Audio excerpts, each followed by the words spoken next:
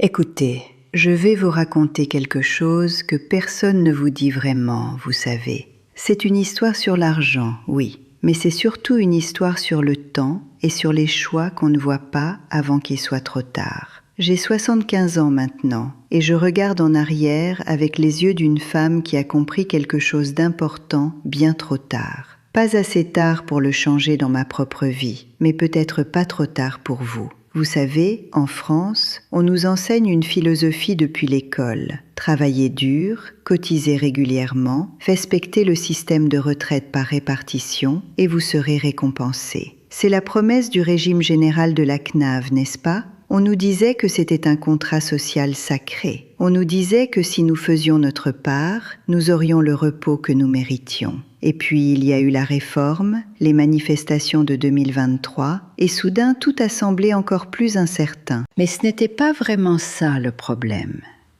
Le vrai problème, je l'ai découvert bien plus tard. Combien d'entre nous ont fait pareil ? Combien d'entre nous ont repoussé les vacances, annulé les sorties, refusé les petits plaisirs parce qu'il fallait économiser, cotiser, construire ce pécule de retraite magique. Je ne suis pas seule, je le sais. C'est la culture française, cette idée que le bonheur, c'est pour plus tard. Et puis plus tard arrive, et il n'est jamais tout à fait ce qu'on attendait.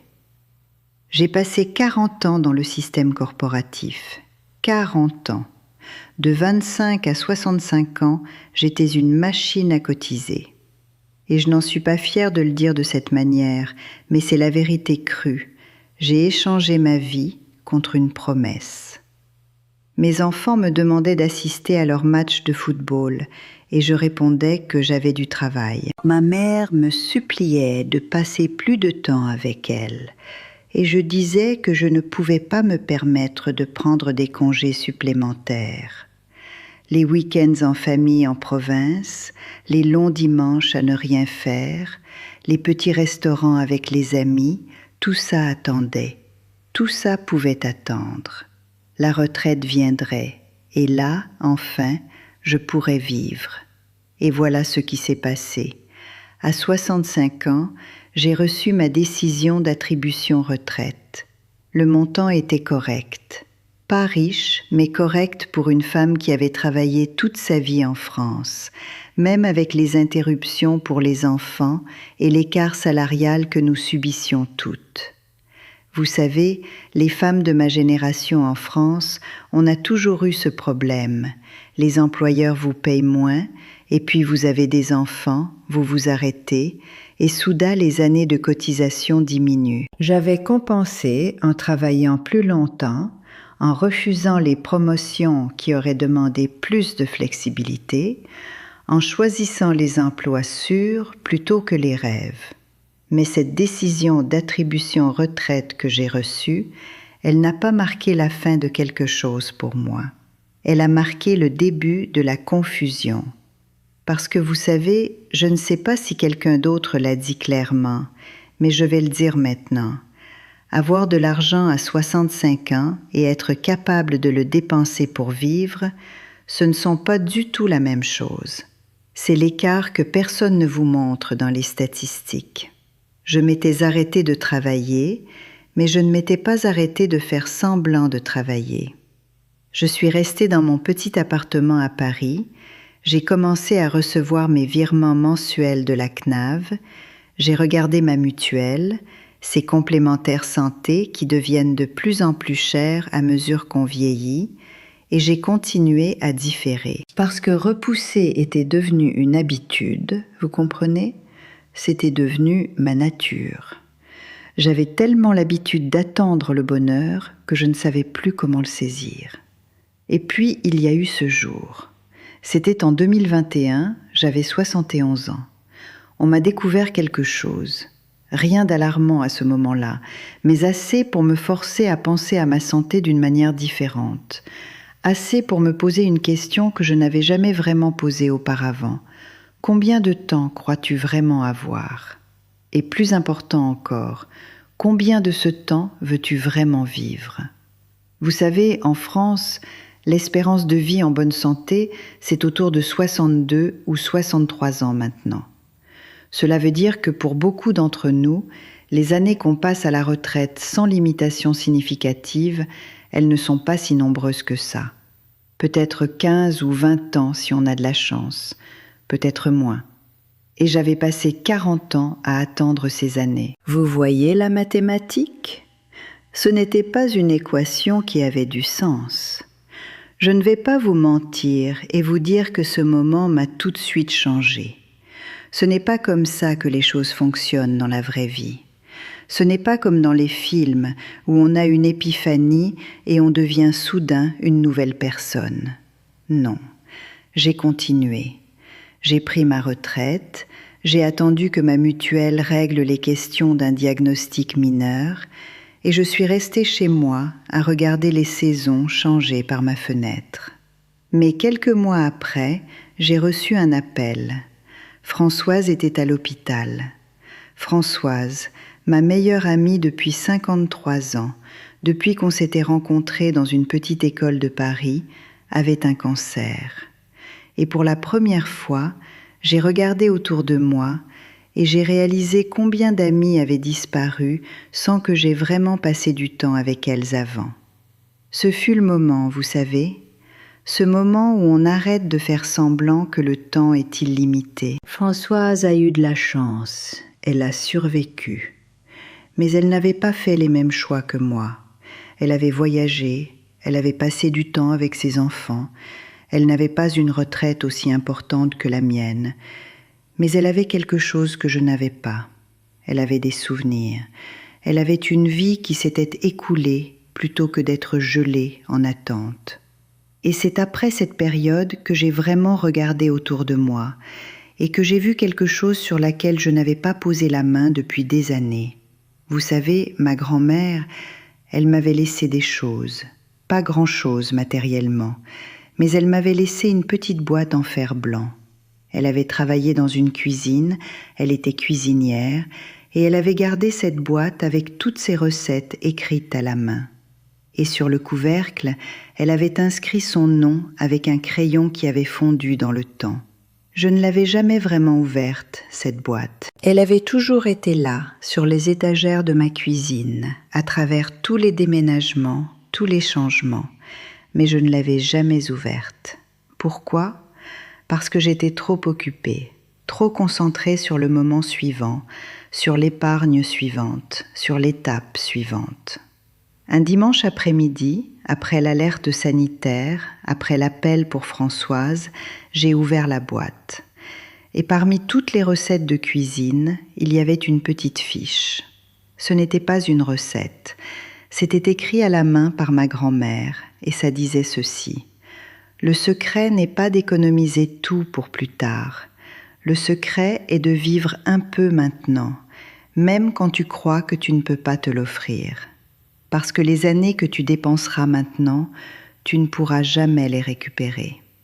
Je ne sais pas si ma grand-mère avait connu une théorie de finances personnelles sophistiquée. Je doute que oui. Elle avait travaillé dur, elle avait peu d'argent, elle avait connu la guerre, elle avait connu le rationnement. Mais elle avait compris quelque chose que je n'avais pas compris pendant 40 ans d'épargne méthodique. Elle avait compris que l'argent n'était pas l'objectif final. L'argent était un outil. Et un outil qui n'était jamais utilisé, c'était juste du poids mort. Et c'est là que tout s'est vraiment clarifié pour moi. Pas parce que j'ai soudain eu envie de dépenser follement, ce n'était pas ça. C'était plus radical que ça. C'était la compréhension que chaque euro que je gardais pour une retraite plus tard, c'était un jour de promenade à Montmartre que je n'aurais pas. C'était un café avec une amie que je ne prendrais pas. C'était une visite à ma sœur en Provence que je reposerais. Vous savez, quand on en parle ainsi, ça semble évident. Mais il y a quelque chose, n'est-ce pas, chez les femmes de ma génération en France. On nous a appris à être responsables. On nous a appris que la vertu était dans l'épargne, dans la retenue, dans l'attente. On nous a dit que dépenser pour soi-même était égoïste. Et vous savez, beaucoup de nous avons aussi interrompu nos carrières pour les enfants. On nous a dit que les enfants étaient une priorité, puis que le travail était une priorité, et puis que l'épargne était une priorité. Et quelque part dans tout ça, nous avons perdu le fil. Alors je vais vous dire ce que ma grand-mère savait et ce que j'ai finalement compris à 75 ans. Ce n'est pas une formule magique pour devenir riche. Ce n'est pas un conseil d'investissement, mais c'est vrai et ça change tout. La règle est très simple. Dépense maintenant pour les choses qui te donnent vraiment de la vie. Non pas pour les accumulations d'objets, mais pour l'expérience, pour le temps avec les gens que tu aimes, pour les moments qui te feront sentir vivante. Et l'important, vous savez, l'important vraiment, c'est ceci. Les choses qui te rendent vraiment heureuse, elles ne coûtent pas tant d'argent que tu le crois. Un café avec une amie coûte quelques euros. Une journée à regarder les fleurs au jardin des plantes ne coûte rien. Un appel téléphonique pour dire à quelqu'un que tu l'aimes, ça ne coûte rien. Mais ces choses-là, elles coûtent du temps, et c'est le seul bien qui ne se régénère pas. Maintenant, je ne dis pas ça pour être rebelle ou pour vous dire d'ignorer vos responsabilités financières. Je ne suis pas complètement idiote. Les mutuelles, elles existent pour une raison. La sécurité sociale française, même avec tous ses problèmes, même après la réforme des retraites, elle nous protège. Il faut avoir suffisant, il faut être responsable. Mais il faut aussi être honnête avec soi-même sur ce que signifie vraiment être suffisant. Combien d'argent supplémentaire aurait-il fallu pour que ma vie soit vraiment transformée ? 1 ou 2% de plus par mois pendant 40 ans, ça aurait-il vraiment changé quelque chose à 65 ans ? Non. Mais ce qu'1 ou 2% de moins pendant 40 ans aurait changé, c'était tout. Et voilà ce que j'ai fait depuis que j'ai ouvert cette boîte. Ça a pris du temps avant que je ne change vraiment mon comportement, vous savez. Les habitudes, c'est difficile à changer. J'ai regardé mon budget mensuel et j'ai réalisé que j'étais capable de dépenser un peu plus. Pas beaucoup, mais un peu. Et j'ai commencé. J'ai pris un café au café au lieu de le faire à la maison. J'ai appelé un taxi au lieu de prendre le métro quand mes jambes faisaient mal. J'ai invité une amie à dîner et j'ai payé sans faire de calculs mentaux sur les prix. Et vous savez quoi ? Le ciel ne s'est pas effondré. Ma retraite ne s'est pas arrêtée. La CNAV a continué à virer mon allocation. Mais quelque chose d'autre s'est passé. Je me suis sentie vivante à nouveau. J'avais passé tellement d'années à attendre que ce sentiment de dépense, même petite, c'était comme respirer à nouveau. Et j'ai réalisé quelque chose d'autre aussi. Plus j'investissais dans la vie maintenant, plus je me sentais riche. Pas parce que j'avais plus d'argent, c'était le contraire, mais parce que j'avais moins de peur. Je n'étais plus paralysée par le besoin de préserver chaque euro pour une future retraite qui était déjà venue. Et cette absence de peur, c'était la forme de richesse la plus réelle que j'ai jamais connue. Il y a quelques mois, j'étais assise chez moi et j'ai soudain eu une envie très forte d'aller en Italie. Juste pour une semaine. Pas quelque chose de fou, pas un tour du monde, juste l'Italie. J'en avais toujours rêvé, mais je n'y étais jamais allée parce qu'il y avait toujours quelque chose qui m'en empêchait. Une année où je devais économiser pour les réparations de l'appartement. Une autre où je devais reconstituer mon épargne de précaution. Et puis, j'étais à la retraite.